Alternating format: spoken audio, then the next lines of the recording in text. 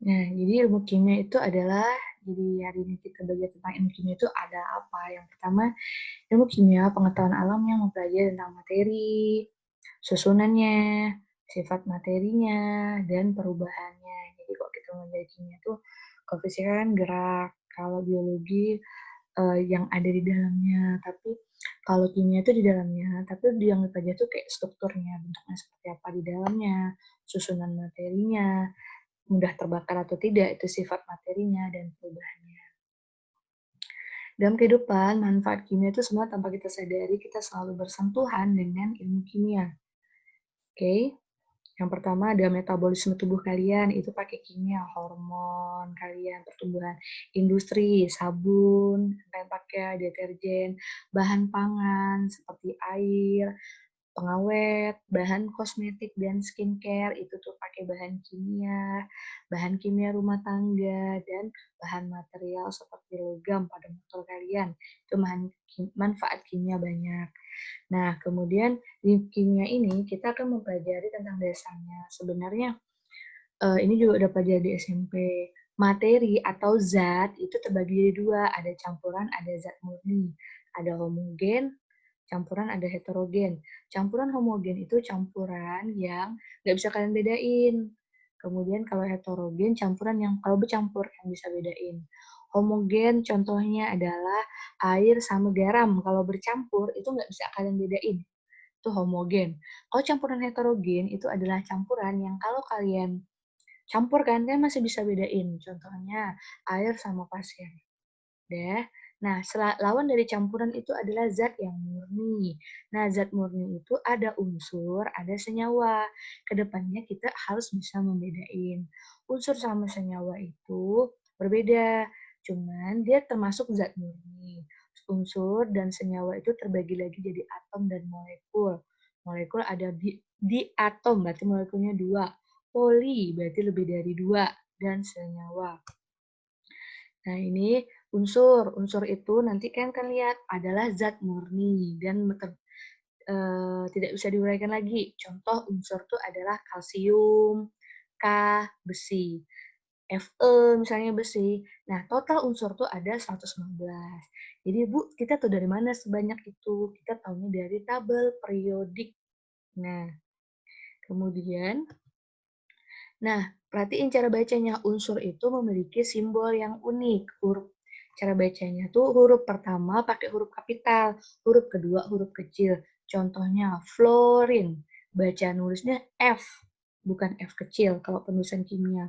Kobalt, CO. Nah, bukan CO besar. Jadi CO besar itu artinya karbon monoksida. Satu unsur itu satu huruf besar. Kalau ada kalimat kata-kata berikutnya, dia tetap harus menggunakan huruf kecil.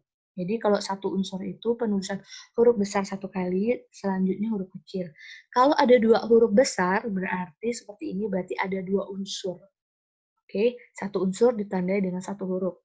Nah, unit terkecil yang paling kecil adalah suatu atom, bab di depan. Senyawa. Nah, senyawa itu kalau gabungan dari unsur-unsur. Contoh H2O. Udah. H2O itu air. Kalau H2O2 peroksida. Jadi bedanya kalau unsur tuh disebutnya satu kali. Gabungan dari unsur itu adalah senyawa.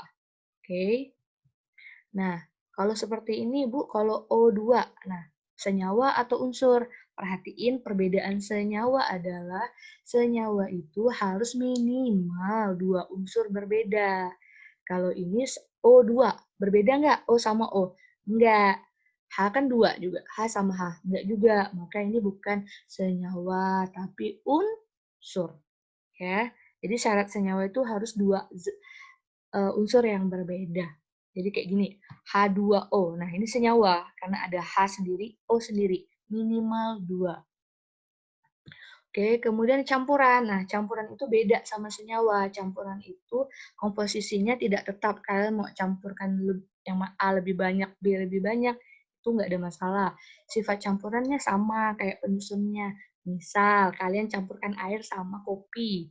Pas kalian campurkan, itu masih ada rasa-rasa kopinya. Nah, itu berarti campuran. Kalau senyawa nggak bisa berubah. zat murni dapat dipisahkan secara fisis. Jadi misalnya campuran air sama garam itu bisa dipisahkan dengan cara dipanaskan.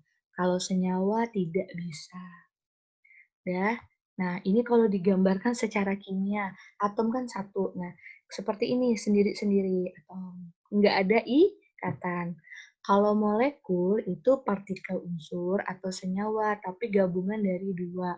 Tuh, nih molekul. Coba lihat sama kan? Dua, dua. Nah, ini. Oke. Nah, oke.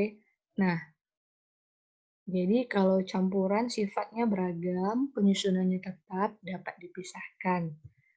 Nah, contoh. Nah, kemudian kita next lagi, wujud materi.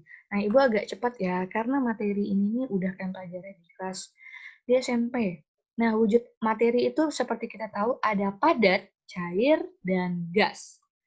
Ya, padat, cair, dan gas. Nah, kemudian sifat dan perubahan materi, itu ada perubahan fisika dan kimia. Perubahan fisika, bisa tahu, ayo masih ingat nggak? Fisika itu sifat yang tidak mempengaruhi perubahan komposisinya. Contohnya sifat fisika itu gini loh, kita melihat sifat itu tuh dia nggak perlu dia tuh berubah jadi zat lain, kita tuh udah tahu sifatnya seperti itu. Kayak titik didih, misalnya air yang mendidih. Dia nggak perlu jadi zat lain, tetap air aja, walaupun dia dari cair ke gas, dia tetap air. Nah, titik didih, perubahan fisika juga perubahan yang tidak disertai komposisinya, misalnya air yang mendidih. Contoh lain tuh, sifat fisika itu misalnya panjang atau tinggi. Nah, panjang ya, berapa meter. Nah, saat kita mengukur benda tersebut, benda itu tidak perlu berubah jadi zat lain buat kita mengetahui panjang. Jadi, panjang, lebar, itu tuh sifat fisika. Nah, kemudian lawan dari sifat fisika adalah sifat kimia. Nah, sifat kimia, tahu kan, sifat yang muncul apabila dia sudah berubah menjadi zat lain. Nah, contoh, eee, apa namanya, mudah terbakar, eee perubahan warna juga bisa kita, atau ini, nasi yang mudah difermentasikan, basi, itu sifat kimia, ya, mudah terbakar. Kemudian perubahan padat, cair, gas, ini bisa kalian baca, ciri-ciri padat itu seperti apa, partikelnya dekat, cair tuh partikelnya agak berjauhan, gas. Ini saya udah kasih catatannya. Kemudian ada perubahan fisika. Padat, nah perhatiin padat, kalau misalnya jadi cair itu namanya mencair, ya. Kemudian kalau cair ke gas menguap. Kalau gas ke cair itu mengembun. Masih ingat segitiga ini? Jangan lupa. Gas misalnya ke padat, itu namanya menyublim atau mengkristal, sama ya. Mengkristal sama menyublim itu sebenarnya sama, ya. Nah, sementara kalau sifat perubahan kimia, yang tadi kan sifat yang ditunjukkan oleh zat lain, perlu menjadi zat lain dulu. Contohnya mudah terbakar, basi. Nah, apa ciri-ciri reaksi kimia? Ada rasa, ada perubahan warna, ada perubahan energi seperti panas atau suhu, ada menghasilkan gas, dan ada endapan. Jadi syarat-syarat perubahan kimia itu 5. Ada rasa, perubahan warna, perubahan energi, gas, dan endapan. Itu harus diingat ya, ciri-ciri perubahan kimia. Nah, ini sifat fisika mudah terbakar, misalnya konduktor dan mendidih. Kalau perubahan kimia itu garam yang dilarutkan dalam air, susu basi, natrium, air yang membeku. Ini perubahan kimia ya, ini tolong dicoret ya, perubahan kimia. Kemudian, nah terakhir adalah metode ilmiah. Nah, metode ilmiah itu adalah adus diafalin. Yang pertama, kimia itu merupakan salah satu pembelajaran atau metode pelajaran yang menggunakan metode ilmiah. Jadi semuanya terukur. Metode ilmiah itu satu. Yang pertama kita harus merumuskan masalah kita dulu. Kemudian studi pustaka, cari literatur. baru menyusun hipotesis. Tolong ini dicatat, menyusun hipotesis itu artinya, pernyataan, sebelum percobaan gitu. Kemudian eksperimen, tahap percobaan di mana kita menentukan variabel bebas, terikat, dan kontrol. Kemudian menguji kesimpulan dan membuat laporan ilmiah. Nah, keselamatan lab ini, perhatikan kalau kalian ada di lab nanti, lihat ada metode gambar-gambar di bawah yang artinya berbeda-beda. Contoh eksplosif. Nah, eksplosif ini artinya mudah meledak. Kemudian yang ini sama dengan ini mudah terbakar, mirip, apa bedanya? Kalau terbakar itu yang ini, highly inflammable. Nih, kalau kayak terbakar tapi ada cincinnya, itu artinya dia mudah terbakar kalau mengenai zat lain yang mengoksidasi. Jadi terbakar ini, kalau oksidasi ini artinya dia nggak boleh kena zat lain, bisa mengakibatkan terbakar, tapi nggak selalu api.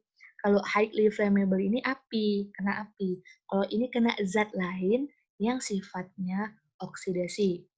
Kemudian toxic, kalau ada gambar tengkorak itu berarti toxic. Ini harmful atau iritan ini artinya berbahaya. Jadi kalau kena ke kulit kalian bisa iritasi, berbahaya. Nah, simbol ini adalah korosif. Coba lihat ada tangan yang ditetesin cairan itu langsung hilang tangannya atau besinya juga bolong. Itu artinya dia merusak permukaan, baik logam maupun kulit. Jadi ini sangat-sangat berbahaya. Korosif ini biasanya untuk benda-benda yang bersifat asam. Dangerous for the environment. Nah, ini artinya adalah berbahaya bagi lingkungan. Ini nggak boleh dibuang sembarangan. Beracun. Bu, berarti yang lain boleh? Enggak, semuanya juga berbahaya. Perhatiin di bahan kimia yang ada di lab, biasanya simbolnya bisa lebih dari satu. Misalnya suatu benda, asam. Selain sifatnya korosif, dia pasti kalau dibuang juga berbahaya bagi makhluk hidup. Nah, juga beracun kok kita makan. Pakai simbol yang mana? Biasanya kalau suatu benda atau zat kimia itu bahan sifatnya banyak, itu diambil yang paling important atau paling penting. Misalnya yang paling urgen tuh korosifnya, jadi kok kena tangan bisa berbahaya, maka disimbolkan ini. Tapi otomatis kita juga udah mikir, kalau misalnya dia udah korosif, kena tangan aja bolong, berarti kalau dimakan ya beracun, kalau dibuang ke lingkungan ya mati lingkungannya. Oke? Nah, itu sekian materi yang ada di PowerPoint. Nah, ini nanti saya kasih catatan dan saya akan langsung beri latihan.